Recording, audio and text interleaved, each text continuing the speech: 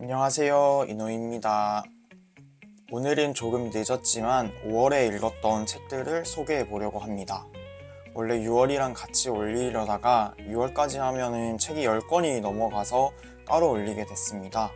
5월에는 총 5권의 책을 읽었는데요. 여기 보시면은 그리스인 조르바, 인간다움, 혼불 1권, 0924 청소년 심리학, 그리고 나는 가끔 우두커니가 된다. 이렇게 5권입니다.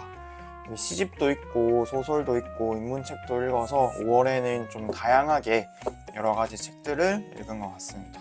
여기서 0924 청소년 심리학과 나는 가끔 우두커니가 된다는 제가 별도로 업로드를 했으니까 간단하게만 이야기하도록 하겠습니다. 그러면 지금부터 5월에 읽은 책들 한번 소개해 보도록 하겠습니다. 첫 번째 소개해드릴 책은 그리스 대표 문학가 니코스 카잔차키스의 장편 소설 그리스인 조르바입니다. 그리스 대표 문학가이기는 한데 저는 처음 들어봤고요. 작품 제목인 그리스인 조르바는 얼핏 들었던 적이 있는 것 같았어요. 여기 뒤에 나와 있는 추천사에 보면은 카잔차키스가 그리스인이라는 것은 비극이다. 이름이 카잔초프스키이고 러시아어로 작품을 썼더라면 그는 톨스토이, 도스토옙스키와 어깨를 나란히 할 수 있었을 것이다 라고 나와 있는데, 이만큼 이 소설 그리스인 조르바와 그리고 니코스 카잔차키스가 그리스 문학의 거장이다 이렇게 생각하시면 될 것 같아요. 저도 여기 보면은 띠지를 이렇게 엄청 열심히 붙여가면서 읽었는데 솔직히 말해서 저한테 막 크게 와닿는 소설은 아니었습니다. 이 소설에는 크게 2명의 인물이 나오는데요. 여기 나라고 하는 그리스 지식인이 첫 번째 인물인데, 이 사람은 소설의 공간적 배경이 크레타 섬이거든요. 크레타 섬에서 갈탄 광산을 운영하려는 계획을 세우는 나름 좀 돈이 있는 사람이 나라고 나오고, 조르바는 이 사람을 두목이라고 부릅니다. 근데 이게 번역마다 달라가지고 두목이라고 부르는 데도 있고 보스라고 부르는 데도 있기도 하더라고요. 아무튼 그 다음 두 번째 인물은 조르바라고 하는 바로 작품의 주인공이죠. 나가 갈탄 광산을 운영하는데 아주 크게 도움을 주는 인물입니다. 근데 작품에서 중요한 거는 그 도움을 준다라는 게 아니라 바로 이 조르바가 어떻게 생각하고 또 어떻게 행동하는지에 대한 게 작품에서 중요하게 다뤄지고 있는데, 이 조르바는 여자도 이 여자 저 여자 막 만나고 그 다음에 말도 막 하고 싶은 거 다 하고 살고, 그리고 신나거나 아니면 감정을 주체할 수 없을 때 춤도 막 추거든요. 그래서 그런 조르바의 모습을 보면서 솔직히 왜 저렇게 행동하지 라고 생각을 하면서 이해가 안 되는 부분이 좀 더 많았던 것 같기는 합니다. 근데 많은 사람들이 조르바를 보고 진정한 자유인이다 이렇게 많이들 이야기를 해주시더라고요. 근데 저는 그 부분이 공감이 안 되어가지고 사실 책을 2번 꼼꼼하게 읽었거든요. 그래서 첫 번째 읽을 때는 도대체 조르바가 왜 이럴까 생각하면서 그냥 쓱 읽었었는데, 두 번째 읽을 때는 조르바가 왜 이렇게 행동을 했을까 좀 꼼꼼하게 공감을 해보자 하면서 읽었는데, 그래도 좀 왜 저럴까 라는 마음이 지워지지 않고 계속 있더라고요. 그래서 아직은 저는 조르바에 대해서 완벽하게 이해를 하지는 못했다 이렇게 이야기할 수 있지 않을까 합니다. 근데 이 조르바가 인생의 롤모델인 사람들도 계시던데, 저는 좀 자유랑 거리가 뭔가 이런 생각도 좀 하기는 했습니다. 그리고 제가 기억에 남았던 거는 이 책에 과부가 한 명 나오거든요. 근데 사람들이 그 과부를 엄청 멸시하는 장면이 나와요. 왜 멸시하냐면은 그 과부가 마을의 다른 남자들을 죽게 만든다 이렇게 이야기를 하거든요.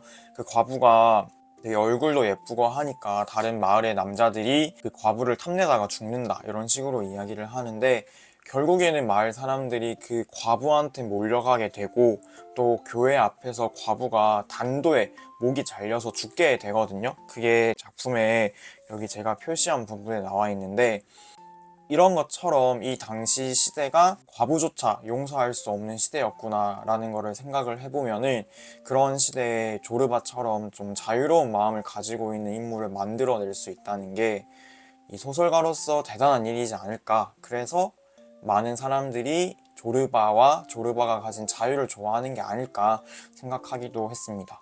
지금은 이런 자유를 누리는 사람이 많이 있지만 아마 이 과부가 용서받지 못하는 이때 당시에는 그런 자유를 상상하기가 아마 힘들지 않았을까. 이 소설이 좀 더 대단하지 않나 생각을 합니다. 개인적으로 저한테 크게 와닿진 않았지만 저는 이 조르바라는 사람의 삶이 궁금하고 또 저랑은 너무 결이 다른 사람이라서 기회가 되면은 다시 한번 조르바를 이해하려고 읽어볼 것 같기는 합니다. 그만큼 저에게 와닿지는 않았지만 좋았던 작품 그리스인 조르바였습니다. 다음으로는 현재 서울대학교 교수로 계신 김기현 교수님의 인간다움이라는 책입니다. 이 책은 표지에도 나와 있듯이 인간다운 삶을 지탱하는 세 가지 기준이라고 되어 있어서 그 세 가지 기준을 제시하고 이 기준을 중심으로 인간다움의 개념이 어떻게 변해왔는지를 설명하는 책인데, 여기 들어가기에 보면은 제가 처음에 이 책이 인간답게 살려면은 어떻게 살아야 하는지 알려주는 그런 자기계발서인 줄 알았거든요. 그래서 서울대학교 철학 교수님께서 자기계발서를 쓰셨다고? 라고 생각을 하면서 책을 꺼내 들었는데, 여기 보면은 들어가기에 이 책은 교훈서가 아니다, 오해가 없기를 바란다 라고 명확하게 나와 있습니다. 그래서 이 책은 교훈서가 아니라 인간다움이라는 인간에 대한 생각이 어떻게 변화해 왔는지 그 과정을 나타내는 책이었습니다. 그래서 이 책에서는 인간다움을 공감, 이성, 자유 이렇게 세 가지로 규정을 하고, 이 세 가지가 어떻게 서로 섞여가면서 지금까지 이르렀는지, 그리고 앞으로는 어떻게 해야 되는지, 이런 것들을 여러 철학자들의 의견을 바탕으로 설명을 해주는 책이었거든요. 그래서 어떤 때는 공감이 중요시되던 시대도 있고 또 이성이 중요시되던 시대도 있었는데, 그런 여러 가지 시대들을 그때 당시에 말을 했던 철학자들의 입장에서 그 철학자들의 의견을 제시하면서 설명을 해주고 있었습니다. 예를 들어서 현대에 들어와서 니체에 의해서 이성이 비판되고 있다라고 이야기하면서 니체의 사상에 대해서 설명해 주기도 하고, 또 마르크스를 중심으로 현대의 자유나 자율성 그런 거의 개념을 밝히고 하는 식으로 책이 전개가 되었습니다. 그래서 인간성을 주제로 여러 철학자들의 사상을 엄청 깊게는 아니더라도 전문적이고 방대하게 알 수 있어서 좋았던 책인 것 같아요. 그래서 마음에 드는 철학자가 있으면은 그 철학자의 책을 더 찾아서 읽어봐도 좋을 것 같다고 생각을 했습니다. 여기에 보면은 저는 이방인을 쓴 알베르 카미가 실존주의 철학자인 거를 알게 되어가지고 제가 최근에 이방인을 읽고 있거든요. 제가 최근에 이렇게 이방인을 조금 읽고 있었는데 실존주의 관점에서 작품을 접근할 수 있게 된 것 같아요. 작품 속에 나오는 표현들이 실존주의 철학에서 어떤 의미일까? 이런 거를 한번 생각해 볼 수 있게 되었다라고 할 수 있을까요? 그래서 실존주의 철학자로서의 알베르 카미가 어떤 사상을 가지고 있을까?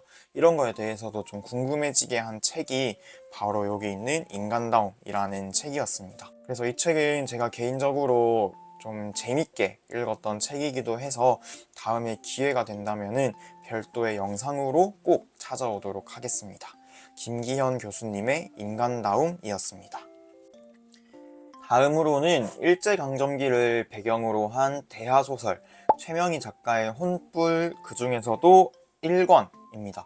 원래 3월부터 한 달에 한 권씩 읽으려고 했는데 그게 생각보다 쉽지가 않더라고요. 그래서 지금 7월이 되었음에도 겨우 1권만 읽었습니다. 책은 총 5부 10권으로 되어 있어요. 여기 보면은 이렇게 1부, 2부, 3부, 4부, 5부 나와 있고, 제가 지금 가지고 있는 거는 1부 흔들리는 바람 중에서도 1권에 해당되는 내용입니다. 제가 읽은 부분까지 해서는 매안이라는 동네의 문종이 이씨 가문이 있거든요. 그 가문의 제일 어른으로 지금 청암부인이라고 하는 분이 계시는데, 가문을 살리겠다고 막 고군분투하려고 움직이는 내용이 딱 나오는 게 1권까지의 내용이었습니다. 근데 작품 처음에 그 이씨 가문의 이 강모라고 하는 인물과 또 옆 동네에 대실이라는 곳이 있거든요. 대나무 생각하시면 될 것 같은데 거기에 효원, 허효원이 결혼하는 장면이 나오는데 그 강모와 효원이 사랑해서 결혼한 게 아니라 약간은 가문끼리 결혼한 느낌이거든요. 그래서 첫날 밤에도 둘이 같은 방에 있는데 정말 아무것도 안 하고 아무 일 없이 밤을 지셉니다. 근데 그렇게 밤을 아무 일 없이 지낸 거에는 굉장히 충격적인 이유가 있거든요. 그게 바로 이 작품의 인물 중 한 명인 강모의 말 못할 비밀이라고 볼 수 있겠는데, 그게 작품에서 제가 아직 끝까지 읽지는 않았지만 중요한 내용일 것 같아서 따로 언급은 하지 않겠습니다.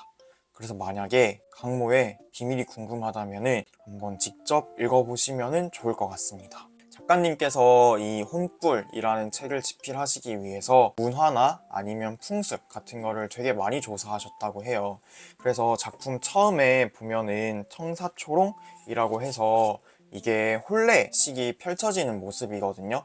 근데 혼례식이 그러니까 결혼하는 모습이죠. 펼쳐지는 과정이 하나하나 묘사되고, 그거 말고도 이때 당시 일제강점기의 여러 가지 풍습들이 엄청 자세하게 표현되고 있거든요. 그래서 조사를 굉장히 많이 하시고 고민을 많이 하고 쓰신 작품이구나, 이런 생각을 좀 했습니다.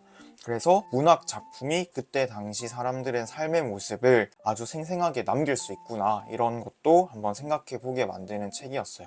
전라도 사투리가 좀 많이 나와서 읽기 힘들다고 하는 분도 계시던데, 저는 나름 읽을만 했고, 사전 옆에 두고 구글링 또 열심히 하면서 읽다 보면은 모르는 단어 금방 읽으면서 잘 읽혔던 것 같아요. 그리고 챗 GPT가 요즘에는 잘 되어 있으니까 읽다가 정 안 되겠다 싶으면 GPT한테 한번 해독을 부탁해도 괜찮지 않을까 문득 생각이 듭니다. 근데 아무래도 이게 대하소설이다 보니까 전개가 진짜 느리고, 제가 읽은 이 1권도 거의 인물의 심리 묘사에서 끝나거든요. 그리고 인물도 진짜 많아가지고 헷갈리고, 그래서 제가 사실 이거를 2번 읽었는데 처음에 1권을 읽고 2권을 받아서 읽으려고 하는데 인물이 기억이 안 나는 거예요.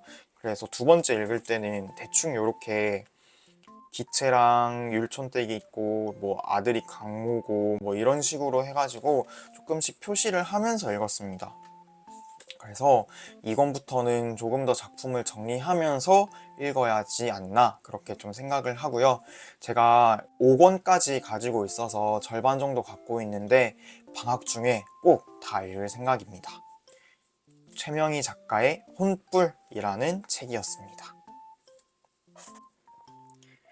다음으로 소개해드릴 책은 고건 작가님의 공구이사 청소년 심리학입니다.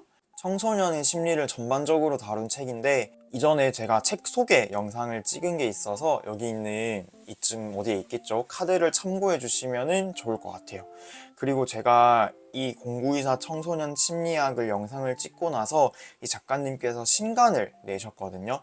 그래서 혹시라도 청소년 심리학이나 뭐 심리에 관해서 궁금한 게 더 있다 하시면은 읽기 편하게 쓰여 있으니까 한번 찾아 읽으시면 좋을 것 같아요. 이 책은 청소년의 심리를 설명할 수 있는 여러 가지 이론들을 소개해서 좋았고, 또 청소년기에 나타나는 심리학적 현상들, 증상들과 그리고 해결 방법까지 제시해준 책이었습니다. 고건 작가님의 공구이사 청소년 심리학이었습니다. 마지막으로 소개해드릴 책은 천양희 작가의 나는 가끔 우두커니가 된다입니다. 제가 수요일마다 시시한 수요일을 하게 되었는데 첫 번째 시집으로 고르기도 한 책인데요. 어렵거나 난해하지 않으면서 위로받을 수 있는 시가 많이 수록된 시집이라고 생각을 합니다. 제가 지금 7월 기준으로 읽고 있는 시집이 있는데 진짜 너무 난해해서 한 편도 제대로 못 넘어가겠는 거예요. 그런 거에 비하면은 이 시집은 아주 쉬우면서도 위로받고 공감하면서 읽을 수 있는 시집이지 않을까 생각을 하고, 마찬가지로 시시한 수요일에서 자세한 내용 한번 살펴봐 주시면 좋을 것 같습니다. 재치 있고 따스한 위로가 필요할 때 읽으면 좋은 시집이라고 생각을 합니다. 오늘은 이 문어와 함께 영상을 마무리하겠습니다. 여기까지 5월에 읽은 총 5권의 책을 소개해드렸는데요. 제가 6월에도 5, 6권 정도의 책을 읽었어요. 그래서 후딱 편집하고 6월의 책도 금방 소개하러 오겠습니다. 여기까지 봐주셔서 감사합니다. 영상이 도움이 되셨다면 좋아요와 구독 그리고 댓글까지 꼭 부탁드립니다. 그럼 항상 행복하세요. 안녕.